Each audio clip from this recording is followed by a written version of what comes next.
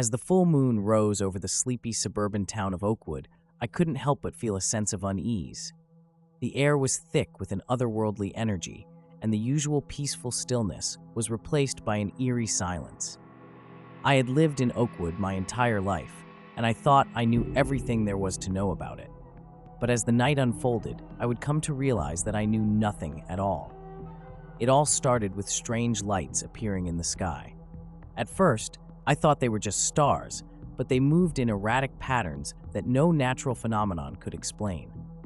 As I stood outside, watching the lights dance in the darkness, a feeling of dread washed over me.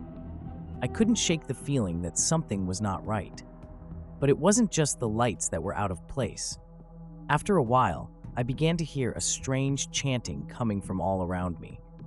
It was a language I couldn't understand, and yet it filled me with a sense of dread and primal fear. I could feel my heart racing, my palms sweating, as the chanting grew louder and more frenzied. I wasn't the only one who heard it.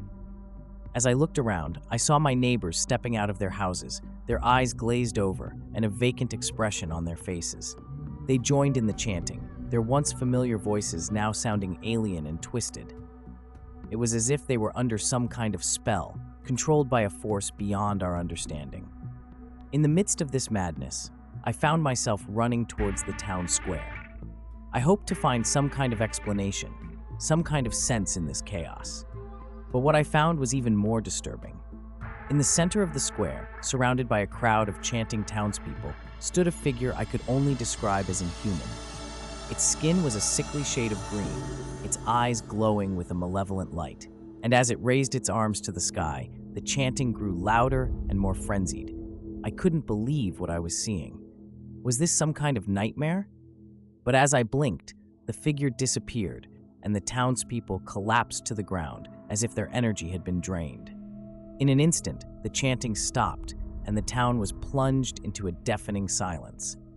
As the first rays of the morning sun peeked over the horizon, I stumbled back to my house, trying to make sense of what had happened. And as I collapsed onto my bed, exhausted and terrified, I realized that this was no mere nightmare. This was something beyond our world, beyond our understanding. The events of that night have haunted me ever since. The townspeople do not speak of it, but I can see the fear and suspicion in their eyes. And every full moon, I am reminded of the madness that took hold of our town under the watchful gaze of the cosmic entities above.